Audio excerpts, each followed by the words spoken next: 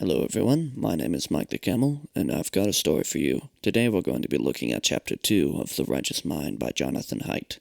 Chapter 2, The Intuitive Dog and Its Rational Tail.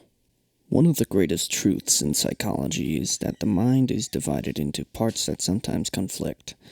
To be human is to feel pulled in different directions and to marvel, sometimes in horror, at your inability to control your own actions.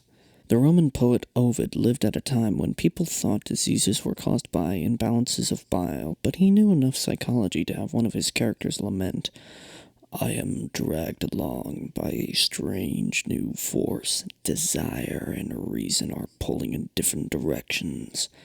I see the right way and approve it, but follow the wrong."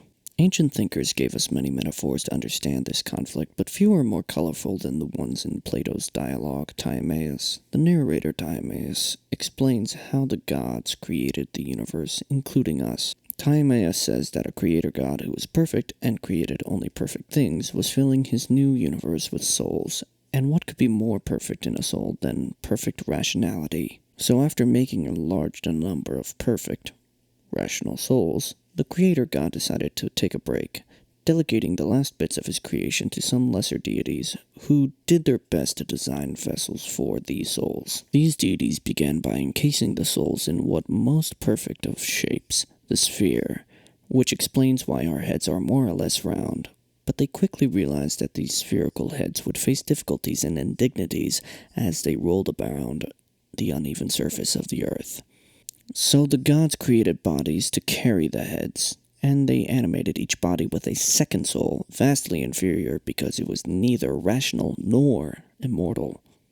This second soul contained those dreadful but necessary disturbances: pleasure first of all, evil's most powerful lure, then pains that make us run away from what is good. Besides these, boldness also and fear, foolish consolers both, then also the spirit of anger hard to assuage, and expectation easily led astray. These they fused with unreasoning sense perception and all-venturing lust, and so, as was necessary, they constructed the mortal type of soul. Pleasures, emotions, senses, all were necessary evils to give the divine head a bit of distance from the seething body and its foolish counsel. The gods invented the neck. Most creation myths situate a tribe or ancestor at the center of creation, so it seems odd to give honor to a mental faculty, at least until you realize that this philosopher's myth makes philosophers look pretty darn good.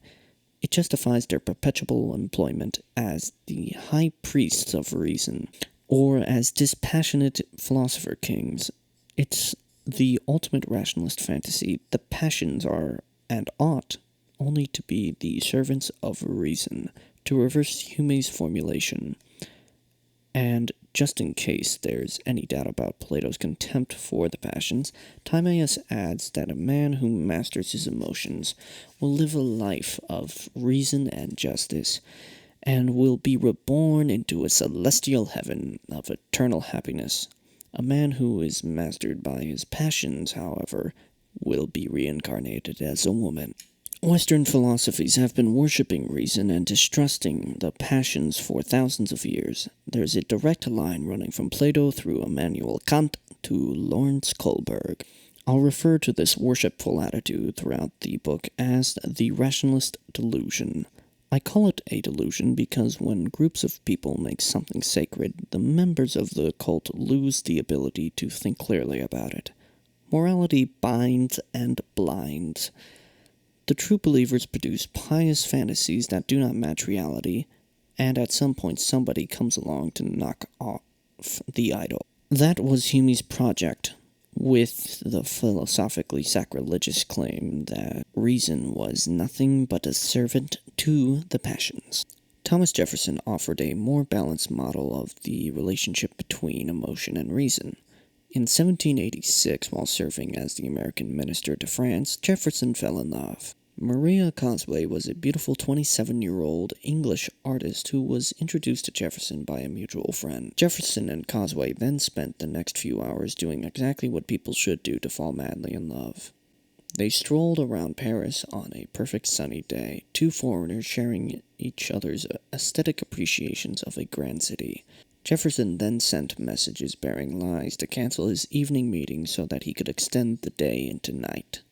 Cosway was married, although the marriage seems to have been an open marriage of convenience, and historians do not know how far the romance progressed in the weeks that followed. But Cosway's husband soon insisted on taking his wife back to England, leaving Jefferson in pain. To ease that pain, Jefferson wrote Cosway a love letter, using a literary trick to cloak the impropriety of writing about love to a married woman. Jefferson wrote the letter as a dialogue between his head and his heart, debating the wisdom of having pursued a quote-unquote friendship, even while he knew it would have to end. Jefferson's head is the platonic ideal of reason, scolding the heart for having dragged them both into yet another fine mess. The heart asks the head for pity, but the head responds with a stern lecture. Everything in this world is a matter of calculation. Advance then with caution, the balance in your hand. Put into one scale the pleasures of which any object may offer, but put fairly into the other the pains which are to follow, and see which preponderates. After taking round after round of abuse rather passively, the heart finally rises to defend itself and put the head in its proper place, which is to handle the problems that do not involve people. When nature assigned us the same habitation, she gave us over it a divided empire. To you she allotted the field of science, to me that of morals. When the circle is to be squared, or the orbit of the comet is to be traced, when the arch of the greatest strength or the solid of least resistance is to be investigated, take up the problem. It is yours. Nature has given me no cognizance of it. In like manner, in denying to you the feelings of sympathy, of benevolence, of gratitude, of justice, of love, of friendship, she has excluded you from their control. To these she has adapted the mechanism of the heart. Morals were too essential for happiness of man to be risked on the incentive combinations of the head. She has laid their foundations, therefore, in sentiment, not in science. So now we have three models of the mind. Plato said that reason ought to be the master, even if philosophers are the only ones who can reach a high level of mastery. Hume said that reason is and ought to be the servant of the passions, and Jefferson gives us a third option, in which reason and sentiment are and ought to be independent co-rulers, like the emperors of Rome who divided the empire into eastern and western halves. Who's right? Plato, Hume, and Jefferson tried to understand the design of the human mind without the help of the most powerful tool ever devised for understanding the design of living things: Darwin's theory of evolution. Darwin was fascinated by morality because any example of cooperation among living creatures had to be squared with the general emphasis on competition and the survival of the fittest. Darwin offered several explanations for how morality could have evolved, and many of them pointed to emotions such as sympathy, which he thought was the foundation stone of the social instincts. He also wrote about the feelings of shame and pride, which were associated with the desire for a good reputation. Darwin was also a nativist about morality. He thought that natural selection gave us minds that were preloaded with moral emotions. But as the social sciences advanced in the 20th century, their course was altered by two waves of moralism that turned nativism into a moral offense. The first was the horror among anthropologists and others at social Darwinism, the idea, but not endorsed by Darwin, that the richest and most successful nations, races, and individuals are the fittest. Therefore, giving charity to the poor interferes with the natural progress of evolution. It allows the poor to breed. The claim that some of the races were inherently superior to others was later championed by Hitler, and if Hitler was a nativist, then all nativists were Nazis. The conclusion is illogical, but makes some emotional sense if you dislike nativism. The second wave of moralism was the radical politics that washed over universities in America, Europe, and Latin America in the 1960s and 1970s. Radical reformers usually want to believe that human nature is a blank slate on which any utopian vision can be sketched. If evolution gave men and women different sets of desires and skills, for example, that would be an obstacle to achieving gender equality in many professions. If nativism could be used to justify existing power structures, then nativism must be wrong. Once again, this is a logical error. But this is the way righteous minds work. The cognitive scientist Steven Pinker was a graduate student at Harvard in the 1970s. In his 2002 book, The Blank Slate, The Modern Denial of Human Nature, Pinker describes the ways scientists betrayed the values of science to maintain loyalty to the progressive movement. Scientists became more moral exhibitionists in the lecture halls, as they demonized fellow scientists and urged their students to evaluate ideals not for their truths, but for their consistency with the progressive ideals, such as racial and gender equality. Nowhere was the betrayal of science more evident than in the attacks on Edward O. Wilson, a lifelong student of ants and ecosystems. In 1975, Wilson published A Sociobiology, The New Synthesis. The book explored how natural selection, which indisputably shapes animals' bodies, also shaped animal behavior. That wasn't controversial, but Wilson had the audacity to suggest, in his final chapter, that natural selection also influenced human behavior. Wilson believed that there is such a thing as human nature, and that human nature consists the range of what we can achieve when raising our children or designing new social institutions.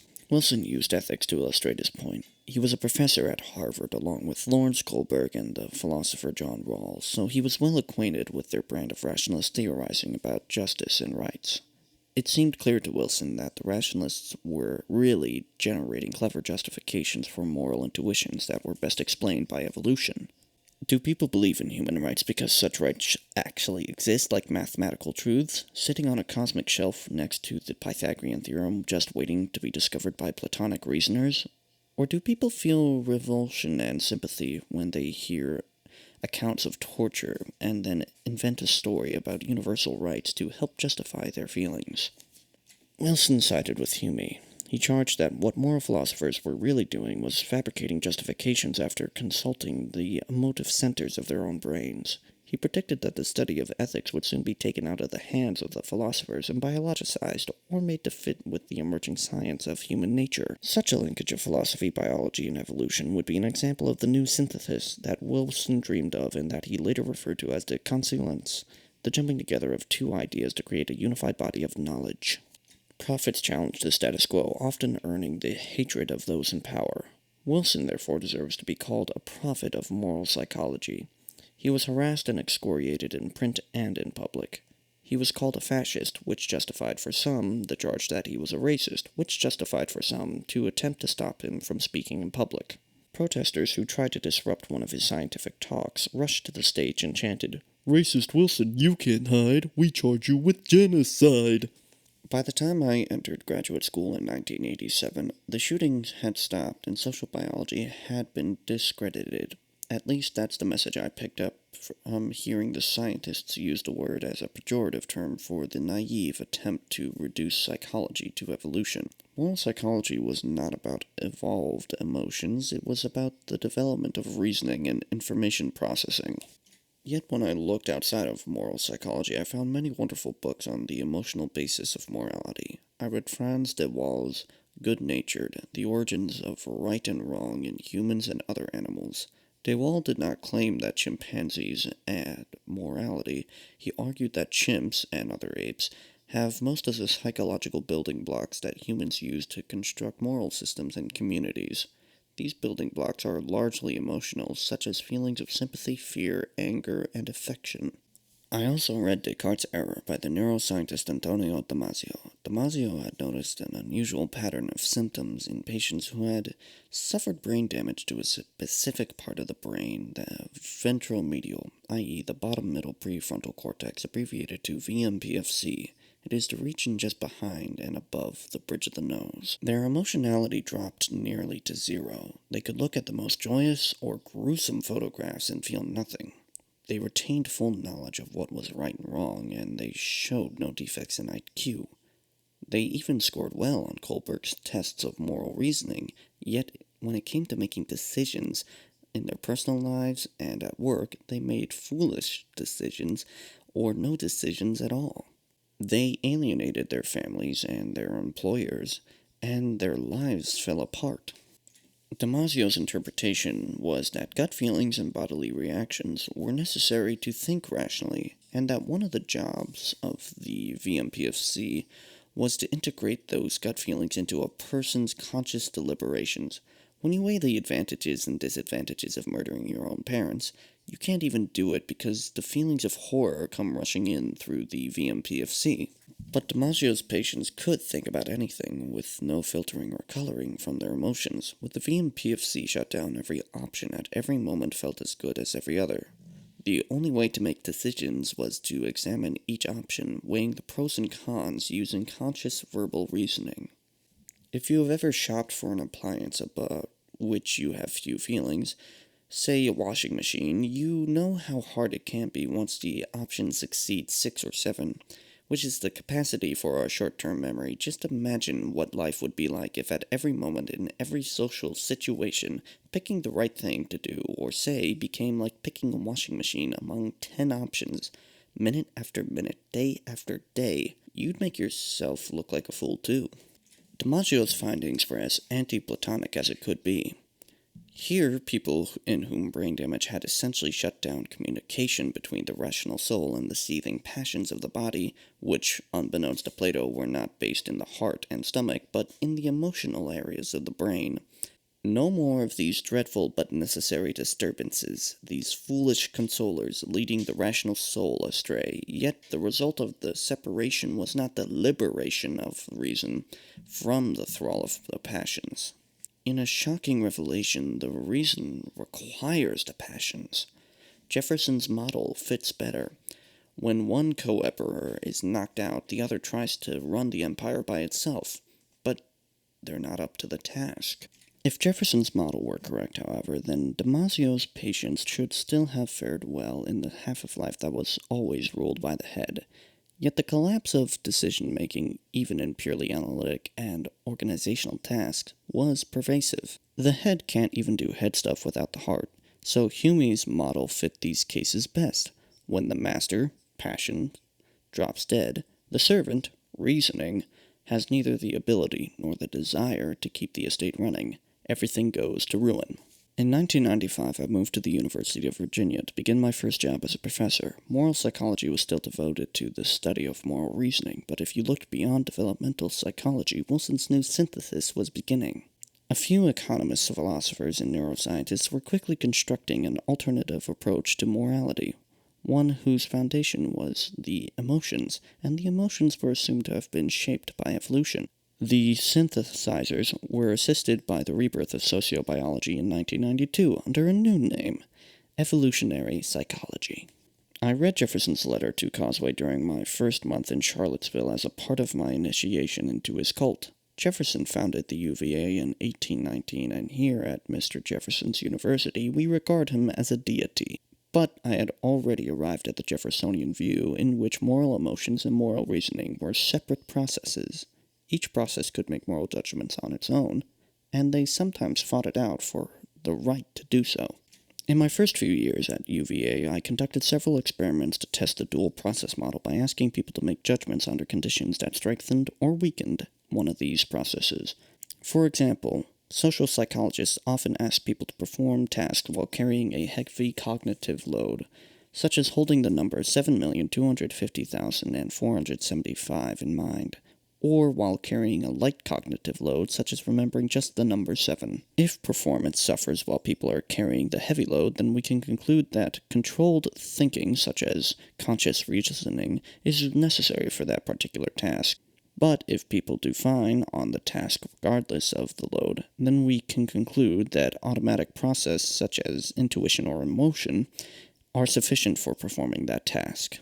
My question was simple. Can people make moral judgments just as well when carrying a heavy cognitive load as when carrying a light one? The answer turned out to be yes. I found no difference between combinations, no effect on cognitive load.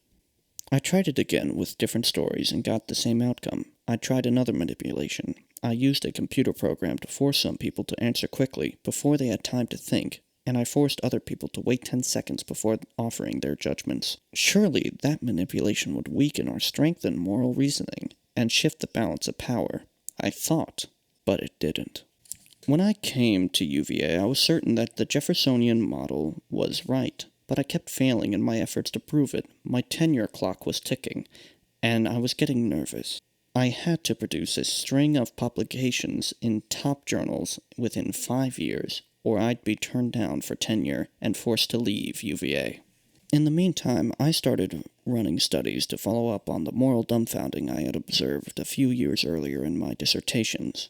I worked with a talented undergraduate, Scott Murphy. Our plan was to increase the amount of dumbfounding by having Scott play devil's advocate rather than gentle interviewer. When Scott succeeded in stripping away arguments, would people change their judgments, or would they become morally dumbfounded, clinging to their initial judgments, while stammering and grasping for reasons? Scott brought 30 UVA students into the lab one at a time for an extended interview. He explained that his job was to challenge their reasoning no matter what they said. He took them through 5 scenarios. One was Kohlberg's Heinz dilemma. Should Heinz steal a drug to save his wife's life? We predicted that the story would produce little dumbfounding. It pitted concerns about harm and life against concerns about law and property rights, and the story was well constructed to elicit cool, rational moral reasoning. Sure enough, Scott couldn't whip up any dumbfounding with the Heinz story. People offered good reasons for their answers, and Scott was not able to get them to abandon principles such as life is more important than property. We also chose 2 scenarios that played more directly on gut feeling. In the roach juice scenario, Scott opened a small can of apple juice, poured it into a new plastic cup, and asked the subject to take a sip. Everyone did. Then Scott brought out a white plastic box and said, "I have in here this container a sterilized cockroach. We bought some cockroaches from a laboratory supply company. The roaches were raised in a clean environment, but just to be certain, we sterilized the roaches in a autoclave, which is a device that heats everything so hot that no germs can survive. I'm going to dip this cockroach into the juice, like this, using a tea strainer. Now would you take a sip?" In the second scenario, Scott offered subjects $2 if they were willing to sign a piece of paper that said, "I, blank, hereby sell my soul, after my death, to Scott Murphy, for the sum of $2. There was a line for a signature, and below the line, this note: "This form is a part of a psychology experiment. It is not a legal or binding contract in any way." Scott also told them they could rip up the paper as soon as they signed it, and they'd still get their $2. Only 23% of the subjects were willing to sign the paper without any goading from Scott, yet we were a bit surprised to find that 37% were willing to take a sip of the roach juice. In these cases, Scott couldn't play devil's advocate. For the majorities who said no, however, Scott asked them to explain their reasons, and did his best to challenge those reasons. Scott convinced an extra 10% to sip the roach juice and an extra 17% to sign the soul-selling paper. But most people in both scenarios clung to their initial refusal, even though many of them could not generate good reasons. A few people confessed that they were atheists, didn't believe in souls, and yet still felt uncomfortable about signing.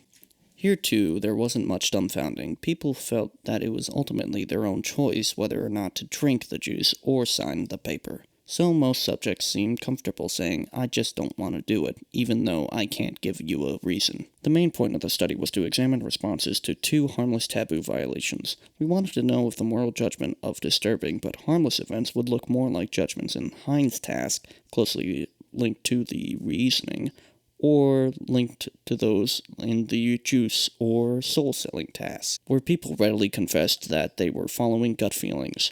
Here's one of the stories we used. Julie and Mark, who are sister and brother, are traveling together in France. They are both on summer vacation from college. One night, they are staying alone in a cabin near the beach. They decide that it would be interesting and fun if they tried making love. At the very least, it would be a brand new experience for each of them. Julie is already taking birth control pills, but Mark uses a condom too, just to be safe. They both enjoy it, but they decide not to do it again. They keep that night as a special secret between them, which makes them feel even closer to each other. So what do you think of this? Was it wrong for them to have sex? Side note, narrator, yes. Very wrong. Very wrong. In the other harmless taboo story, Jennifer works in a hospital pathology lab. She's a vegetarian for moral reasons. She thinks that it's wrong to kill animals, but one night she has to incinerate a fresh human cadaver, and thinks that it's a waste to throw away perfectly edible flesh. So, she cuts off a piece of flesh and takes it home. Then she cooks it and eats it. We knew these stories were disgusting, and we expected that they triggered immediate moral condemnation. Only 20% of the subjects said that it was okay for Julie and Mark to have sex, and only 13% said it was okay for Jennifer to eat the cadaver. But when Scott asked people to explain their certain judgments and then challenged those explanations, he found exactly the Humean pattern that we predicted. In these harmless taboo scenarios, people generated far more reasons and discarded far more reasons than in any other scenarios. They seemed to be flailing around, throwing out reason after reason, and rarely changing their minds when Scott proved that their latest reason was not relevant. Here is a transcript of one of the interviews in the incest story. Experimenter. So, what do you think about this? Was it wrong for Julie and Mark to have sex? Subject. Yeah, I think it's totally wrong to have sex. I'm pretty religious and I just think, it's incest is wrong anyway, but I don't know. What's wrong with incest, would you say? The whole idea of, I heard, I don't even know if this is true, but in the case if the girl did get pregnant, the kids could become deformed. Most of the time in these cases like that. But they used a condom and birth control pills. Oh, okay, you did say that, So, there's no way you're going to have a kid, then? Well, I guess the safest sex is abstinence, but, I don't know, I just think that's wrong. I don't know, what did you ask me? Was it wrong for them to have sex? Yeah, I think it's wrong, and I'm trying to find out why you thought it was wrong. Okay, let me think, about them. How old were they? They were in college, around 20 or so. Oh, I don't know, I just, it's just something you brought up to do. It's just, I wasn't, I assume most people aren't, I just think that you shouldn't. I guess my reason is just that you're you are not brought up to do it. You don't see it. It's not. I don't think it's accepted. That's pretty much it. You wouldn't say anything you're not brought up to see is wrong, would you? For example, if you were brought up to see women working outside the home, you wouldn't say that it was wrong for women to work. Well, oh gosh, this is hard. I really, there's just no way I could change my mind, but I don't know how to show what I'm feeling, what I feel about it. It's crazy. In this transcript and many others, it's obvious that people were making moral judgment immediately and emotionally. Reasoning was merely the servant of the passions, and when the servant failed to find any good arguments, the master did not change his mind. We quantified some of the behaviors that seemed most indicative of being morally dumbfounded, and these analyses showed big differences between the way people responded to harmless taboo violations compared to the Heinz dilemma. These results supported Hume, not Jefferson or Plato. People made moral judgments quickly and emotionally. Moral reasoning was mostly just a post hoc search for reasons to justify the judgments that people had already made. But were these judgments representative of moral judgment in general? I had to write some bizarre stories to give people these flashes of moral intuition that they could not easily explain.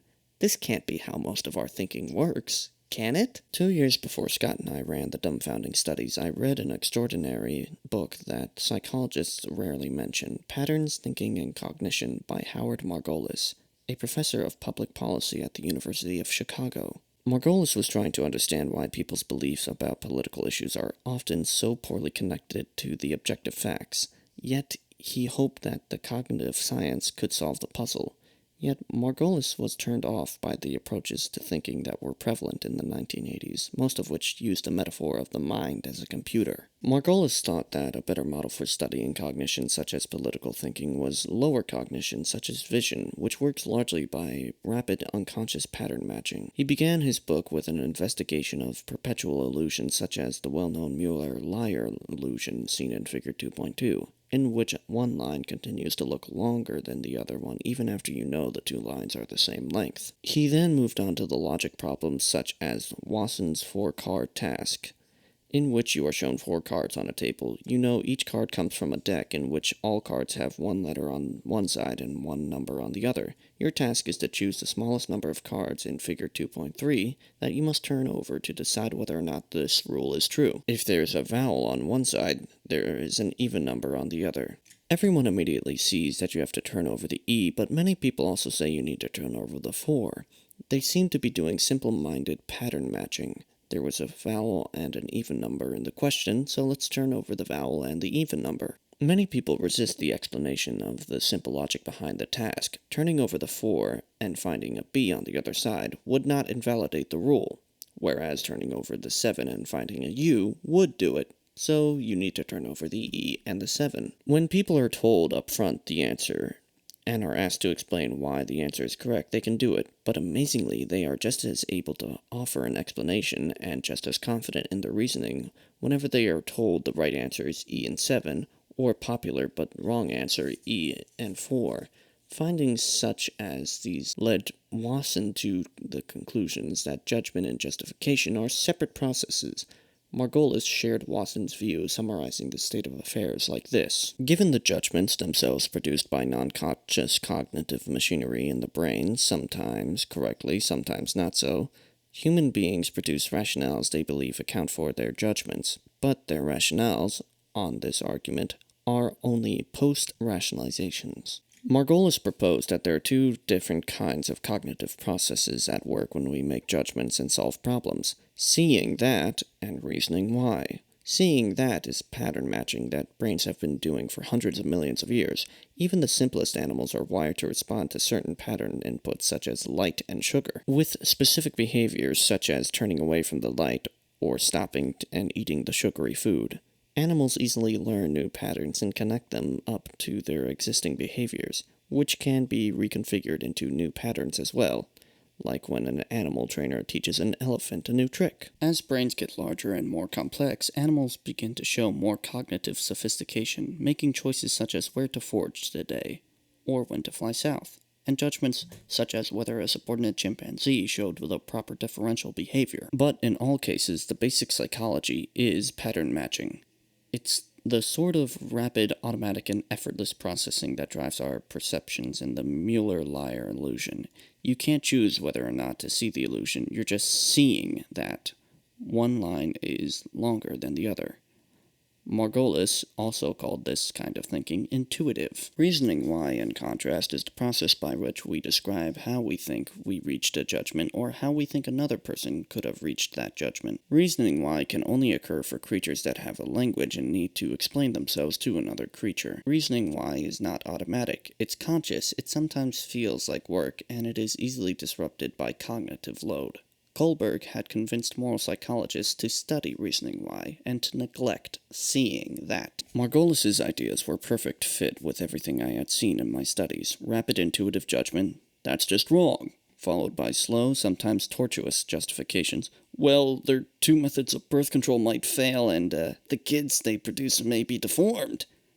The intuition launched the reasoning, but the intuition did not depend on the success or failure of the reasoning. My harmless taboo stories were like Mueller-Lyer illusions. They still felt wrong, even after you had measured the amount of harm involved and agreed that the stories were harmless. Margolis's theory worked just as well for the earlier dilemmas. In Hein's scenario, most people intuitively see that Hein should steal the drug to save his wife's life.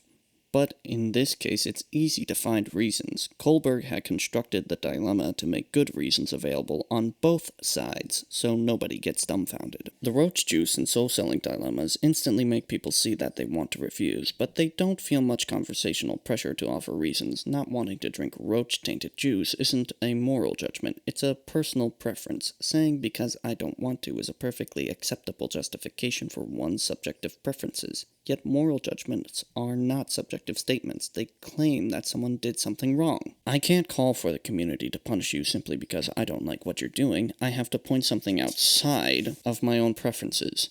And that pointing is our moral reasoning. We do moral reasoning not to reconstruct the actual reasons why we ourselves came to a judgment. We reason to find the best possible reasons why somebody else ought to join in our judgments. It took me years to fully appreciate the implications of Margolis's ideas. Part of the problem was that my thinking was entrenched in a prevalent but useless dichotomy between cognition and emotion. After failing repeatedly to get cognition to act independently of emotion, I began to realize that the dichotomy made no sense. Cognition just refers to information processing, which includes higher cognitions such as conscious reasoning and lower cognitions such as visual perception and memory retrieval. Emotion is a bit harder to define. Emotions were long thought to be dumb and visceral. But beginning in the 1980s, scientists increasingly recognized that emotions were filled with cognition. Emotions occur in steps, the first of which is to appraise something that just happened based on whether it advanced or hindered your goals. The appraisals are a kind of information processing. They are cognitions. When an appraisal program detects particular input patterns, it launches a set of changes in your brain that prepare you to respond appropriately. For example, if you hear someone running up behind you on a dark street, your fear system detects a threat and triggers your sympathetic nervous system, firing up the fight-or-flight response, cranking up your heart rate, and widening your pupils to help you take in more information. Emotions are not dumb. Damasio's patients made terrible decisions because they were deprived of emotional input into their decision-making. Emotions are a kind of information processing. Contrasting emotion with cognition is therefore as pointless as contrasting rain with weather, or cars with vehicles. Margolis helped me ditch the emotion-cognition contrast. His work helped me see that moral judgment is a cognitive process, as are all forms of judgment. The crucial distinction is really between the two different kinds of cognition, intuition and reasoning. Moral emotions are one type of moral intuition, but most moral intuitions are more subtle. They don't rise to the level of emotions. The next time you read a newspaper or drive a car, notice the many tiny flashes of condemnations that fit through your consciousness. Is each such flash emotion? Or ask yourself whether it is better to save the lives of 5 strangers or 1, assuming all else is equal. Do you need an emotion to tell you to go for the 5? Do you need a reasoning? No, you just see instantly that 5 is better than 1. Intuition is the best word to describe the dozens of hundreds of rapid, effortless moral judgments and decisions that we make every day. Only a few of these intuitions come to us embedded in full-blown emotions. In the happiness hypothesis, I call these two kinds of cognition the rider, controlled processes, including reasoning why, and the elephant, automatic processes, including emotion, intuition, and all forms of seeing that. I chose an elephant rather than a horse because elephants are so much bigger and smarter than horses. Automatic processes run the human mind just as they have been running animal minds for 500 million years, so they are very good at what they do, like software that has been improved through thousands of product cycles. When humans began to evolve the capacity for language and reasoning at some point in the last million years, the brain did not rewire itself to hand over the reins to a new, inexperienced charioteer. Rather, the rider, language-based reasoning, evolved because it did something useful for the elephant. The rider can do several useful things. It can see further into the future because we examine alternative scenarios in our heads, and therefore it can help the elephant make better decisions in the present. It can learn new skills and master new technologies, which can be deployed to help the elephant reach its goals and sidestep disasters. And most important, the writer acts as the spokesman for the elephant, even though it doesn't necessarily know what the elephant is really thinking. The writer is skilled at fabricating post hoc explanations for whatever the elephant has just done, and is good at finding reasons to justify whatever the elephant wants to do next. Once human beings developed language and began to use it to gossip about each other, it became extremely valuable for elephants to carry around on their backs a full-time public relations firm. I didn't have the rider and elephant metaphor back in the 1990s, but once I stopped thinking about emotion versus cognition and started thinking about intuition versus reasoning, everything fell into place. I took my old Jefferson dual process model, figure 2.1, and made two big changes. First, I weakened the arrow from reasoning to judgment, demoting it to a dotted line, link 5 in figure 2.4.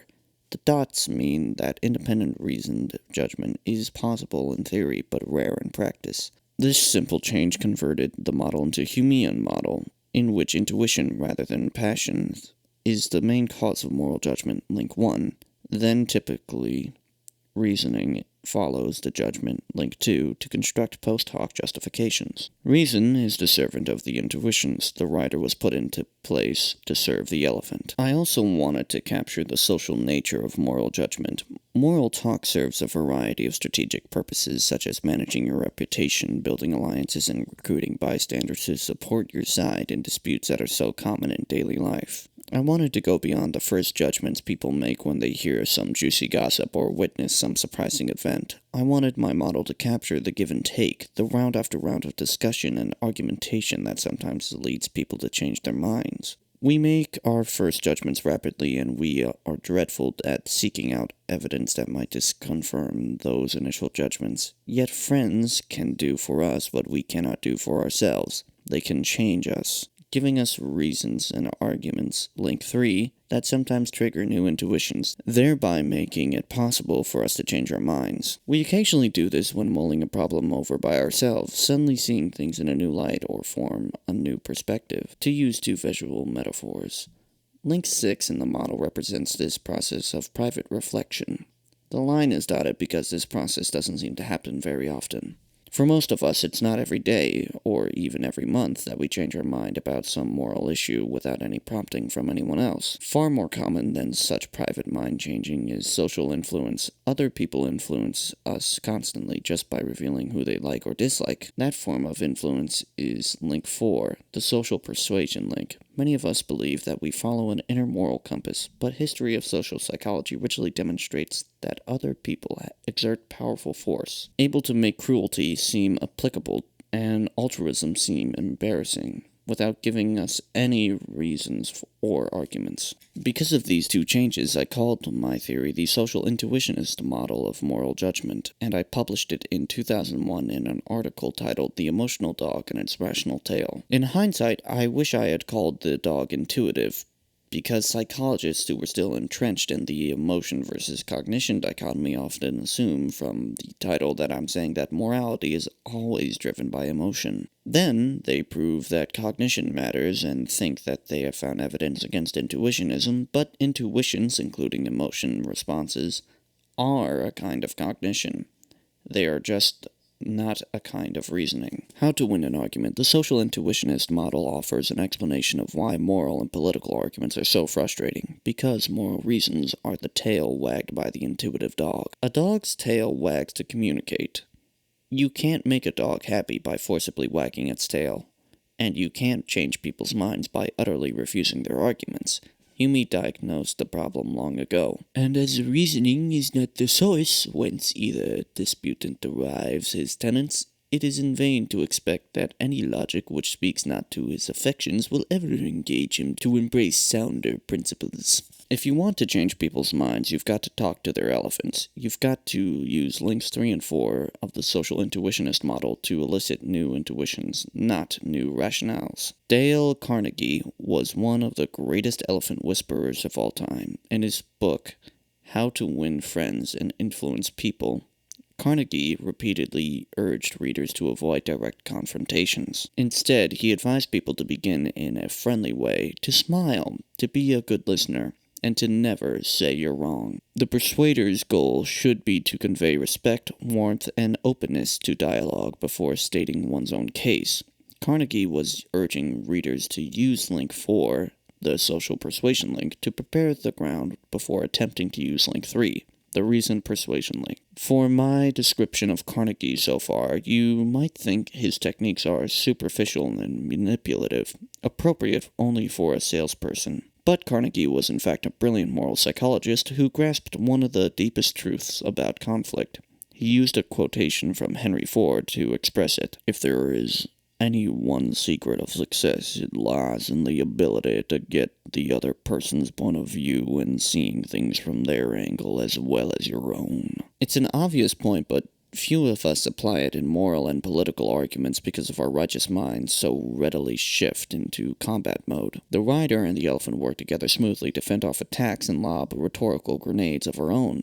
The performance may impress our friends and show allies that we are committed members of the team, but no matter how good our logic, it's not going to change the minds of our opponents if they are in combat mode too. If you really want to change someone's mind on a moral or political matter, you'll need to see things from their perspective, as well as your own. And if you do truly see it from other person's way, deeply and intuitively, you might even find your own mind opening in response. Empathy is an antidote to righteousness, although it's very difficult to empathize across a moral divide.